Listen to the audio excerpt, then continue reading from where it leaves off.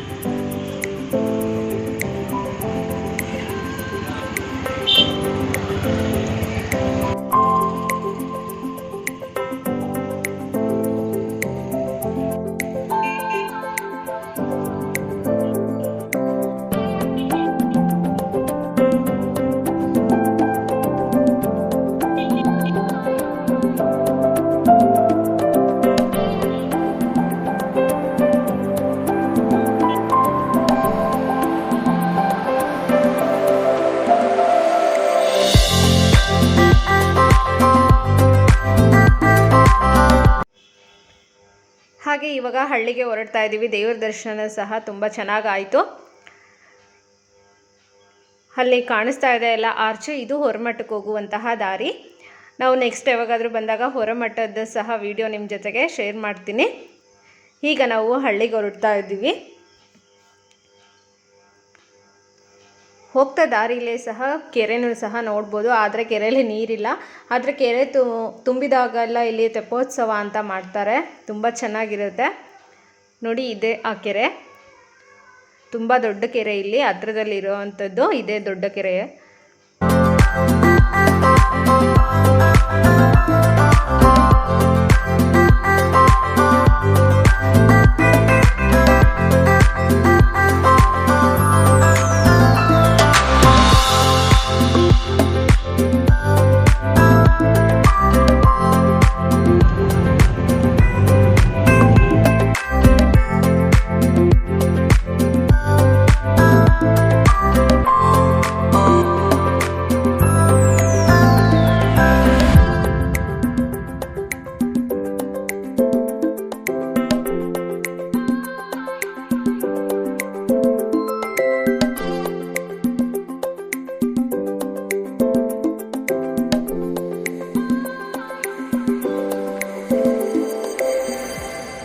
ಇಲ್ಲೇ ದಾರಿಲಿ ಒಂದು ಮರ ಬಿದ್ದಿತ್ತು. ಮತ್ತು ನಾವು ಮಣ್ಣು ರೋಡಲ್ಲಿ ರಿಟರ್ನ್ ಆಗಿ ಬಂದುಬಿಟ್ಟು ಈ ರೀತಿ ಹೊಲದಲ್ಲಿ ಮಣ್ಣಿನ ರೋಡಲ್ಲಿ ಹೊರಟ್ವಿ. ಇಲ್ಲಿನೂ ಸಹ ಇನ್ನೂ ಮಳೆ ಆಗಿಲ್ಲ. ಮಳೆಗಾಗಿ ಎಲ್ಲರೂ ಸಹ ಕಾಯಂಗಾಗ್ಬಿಟ್ಟಿದೆ. ಅಲ್ಲಿ ನೋಡಿ ಕುರಿಗಳು ಮೇಯ್ತಾ ಇದ್ದಾವೆ. ಅವಕ್ಕೂ ಸಹ ಹುಲ್ಲು ಇಲ್ದಂಗೆ ಆಗಿಬಿಟ್ಟಿದೆ. ಈ ರೀತಿ ಮಳೆ ಬಂದುಬಿಟ್ರೆ ತುಂಬಾ ಖುಷಿಯಾಗುತ್ತೆ. ಎಲ್ಲರೂ ಪ್ರತಿಯೊಬ್ಬರಿಗೂ ಸಹ ಇವಾಗ ಮಳೆ ನೀರಿನ ಅವಶ್ಯಕತೆ ಇದೆ.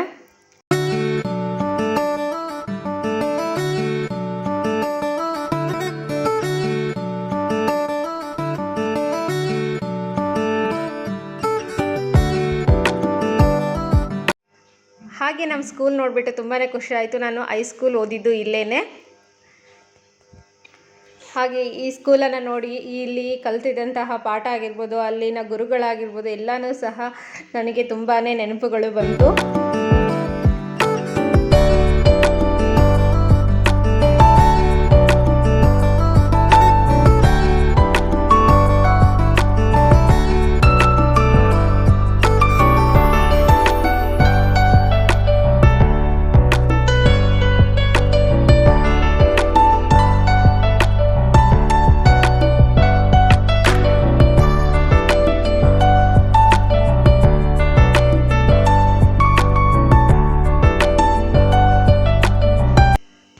ನಮ್ಮೂರು ಬಂತು, ಇದೇ ನಮ್ಮ ಹಳ್ಳಿ.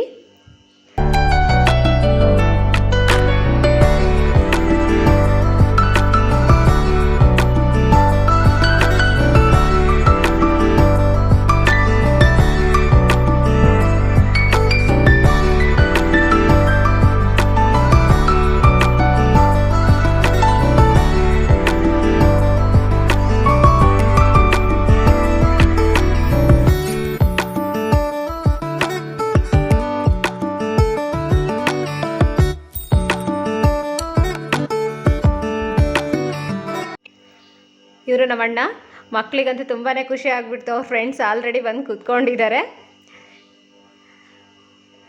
ನಮ್ಮ ಋತ್ವಿಗಂತೂ ಯಾವಾಗ ಊರಿಗೆ ಹೋಗ್ತೀವಿ ಅಂತ ತುಂಬಾ ಕೇಳ್ತಾ ಇದ್ಲು. ಇವಾಗಂತೂ ತುಂಬ ಖುಷಿ ಆಗಿಬಿಟ್ಟಿದೆ ಅವಳಿಗೆ.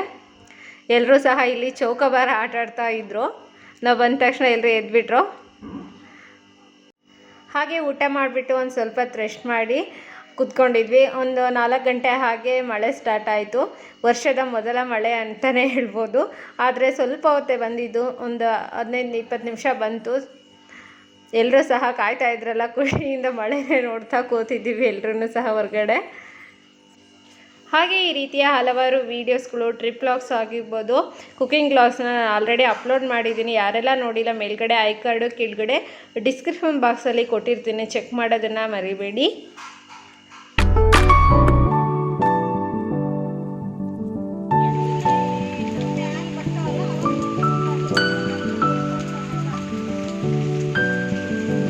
ನೋಡಿದ್ರಲ್ಲ ಫ್ರೆಂಡ್ಸ್, ಇವತ್ತಿನ ದಿನ ಹೀಗೆಲ್ಲ ಹೋಯಿತು. ಈ ವಿಡಿಯೋ ನಿಮಗೆ ಇಷ್ಟ ಆಗಿದ್ದಲ್ಲಿ ಲೈಕ್ ಮಾಡಿ, ಶೇರ್ ಮಾಡಿ ಮತ್ತು ಕಮೆಂಟ್ ಮಾಡಿ. Thank you for watching and bye.